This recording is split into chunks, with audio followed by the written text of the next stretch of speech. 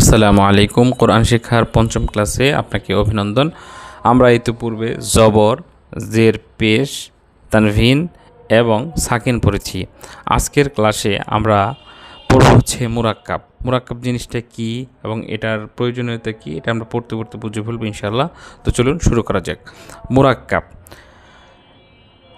এতক্ষণ আমরা শুধু আরবি একক হরফগুলো পড়েছি এবং সেগুলোর সাথে জবর, জের, পেশ আসলে কিভাবে উচ্চারণ করতে হয় তা জেনেছি।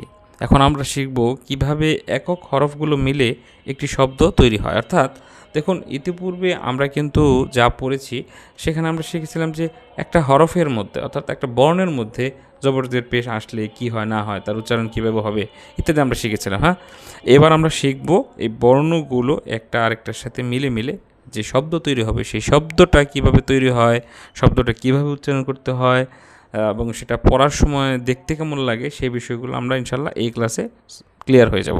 তা আরবিতে কয়েকটি হরফ মিলে যখন একটি শব্দ তৈরি হয় তখন তাকে বলে মুরাক্কাব। তাহলে মুরাক্কাব কাকে বলে আবার দেখি, যে আরবিতে কয়েকটি হরফ মিলে যখন একটি শব্দ তৈরি হয় তখন তাকে বলে মুরাক্কাব। মানে কয়েকটা হরফ মিলে একটা, দুইটা বা তিনটা বা চারটা, পাঁচটাও হইতে পারে, এরকম হরফ যদি মিলে যখন একটা শব্দ তৈরি করে তখন সেটাকে আমরা বলি মুরাক্কাব। এই মুরাক্কাবের বাংলা হচ্ছে যৌগিক। বুঝতে পারছেন? অনেকগুলো হরফ যখন একসাথে যুক্ত হয় তখন সেটা একটা শব্দ হয়। আচ্ছা, যেমন আলিফ, লাম, হা, মিম, দাল, এখানে মোট 5টা আরবি হরফ আছে। এগুলোকে কিন্তু কোনো শব্দ নয়, জাস্ট একক হরফ। এখন যদি এই হরফগুলো দিয়ে আমরা একটা শব্দ গঠন করি, যেমন আল হামদু, এখানে হরফগুলো পরস্পরে মিলিত হয়েছে। আরবিতে একটা হরফ আরেকটা হরফের সাথে মেলাকেই বলা হয় মুরাক্কাব। অর্থাৎ এই যে আগে যে আলিফ, লাম, হা, মিম, দাল, এই যে 5টা হরফ ইন্ডিভিজুয়াল আলাদা আলাদা ছিল, এগুলো তখন হরফ ছিল, কিন্তু এগুলো এখন যখন আমরা মিলাইছি, মিলাইয়া একটা পর্যায়ে নিয়ে গিয়েছি, একটা মানে অর্থবোধক একটা ধ্বনি পর্যন্ত যখন সে আসছে তখন এটাকে বলা হয়েছে মুরাক্কাব। আশা করি এটি বুঝতে পেরেছেন যে আরবিতে একটা হরফ আরেকটি হরফের সাথে মেলাকেই বলা হয় মুরাক্কাব। মানে একটা হরফ আরেকটা হরফের সাথে যখন মিলবে তখন সেটাকে বলবে কি, মুরাক্কাব হয়েছে, বাংলায় বলে মিলিত হয়েছে। তাহলে মুরাক্কাবের শাব্দিক অর্থও মিলিত। ঠিক আছে? আচ্ছা, মুরাক্কাব সম্পর্কে আমাদের কেন জানতে হচ্ছে?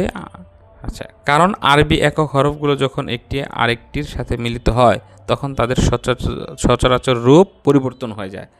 ঠিক আছে? তো আগে যে আমি বলেছিলাম মুরাক্কাব দিয়ে একটা কি হবে, একটা অর্থপূর্ণ শব্দ হবে, একটা অর্থপূর্ণ কথা হবে। কোরআন পড়ার জন্য মুরাক্কাব তো আমরা শিখবো এই জন্য না যে সেটার অর্থ জানবো বা সেটার একটা মানে মিনিংফুল একটা ওয়ার্ড এটা তৈরি করব, সেটা না। আমাদের এখানে মুরাক্কাব শেখার মেন পারপাসটা হচ্ছে যখন মানে আমরা আরবি 29টা হরফ যে পড়েছি, ওই 29টা হরফের যে রূপটা আছে, বুঝতে পেরেছেন, সেই হরফগুলোর রূপ যখন মুরাক্কাব হয় তখন পাল্টে যায়, ওই আগের মতো আর থাকে না। আপনি যখন হরফটা মুখস্থ করে আসছেন, ওইখানে যে মুখস্থ করে আসছেন ওরকম থাকবে না। তো স্বভাবতই আপনি যদি মুরাক্কাব না জানেন বা এই বিষয়টা না জানেন তখন আপনার মনে হতে পারে কিরে এটা এরকম দেখায় কেন, ওইটা তো আগে এরকম দেখাইছে না। যেমন এখানে দেখুন, আপনি মিম দেখছেন কেমন, নিচে একটা টান আছে লেজের মতো, উপরে একটা মাথা আছে, এখানে কি তা আছে? আলহামদু শব্দটা খেয়াল করুন তো, এখানে তা আছে, এখানে কিন্তু তা নাই। এখানে কি আছে?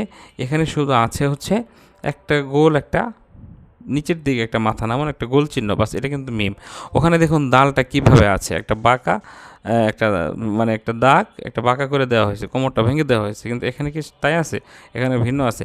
তো যেহেতু মুরাক্কাবের ক্ষেত্রে আরবি হরফের রূপ চেঞ্জ হয়ে যায়, এই জন্য আমাদের মুরাক্কাব জানতে হয়। মুরাক্কাব জানলে আমরা খুব সহজে কোন শব্দে কোন হরফটা আছে সেটা একেবারে হুবহু মানে মেন হরফটাকে আমরা নির্ণয় করতে পারবো, আসল হরফটাকে নির্ণয় করতে পারবো, তখন আমরা খুব সহজে পড়তে পারবো। আচ্ছা, তাহলে মুরাক্কাব কেন জানতে হচ্ছে আশা করি বুঝতে পেরেছেন। এটাই বলা হয়েছে যে তাই মুরাক্কাব না জানলে আমরা শব্দের হরফগুলো সঠিকভাবে নির্ণয় করতে পারবো না। আচ্ছা, মুরাক্কাবের পদ্ধতি, যদিও মুরাক্কাব অবস্থায় বোঝা যায় না, মনে হয় যেমন খুশি তেমন মেলালেই হলো, কিন্তু আরবিতে মুরাক্কাবের একটি নিয়ম আছে, সেটি হলো ডানের হরফ বামের হরফের সাথে মোরাক্কাব হয়, বামের হরফ ডানের হরফের সাথে মোরাক্কাব হয় না। এই বিষয়টুকু আমরা যারা শুধু পড়তে চাই তারা না জানলেও কোনো সমস্যা নেই, এটা হচ্ছে যারা লিখতেও চায় তাদের জন্য। ঠিক আছে। তারপরেও যেহেতু লেখা আছে সেহেতু আমরা জেনে রাখি যে মোরাক্কাব হওয়ার সময় আরবিতে সবসময় কী হয়, যে ডানের হরফটা বামের হরফের সাথে মোরাক্কাব হয়, ওটার সাথে এটা যায় লাগে, বুঝতে পারছেন। ডানের হরফ কখনো বামের হরফ কখনো ডানের হরফের সাথে যায় মিলে না।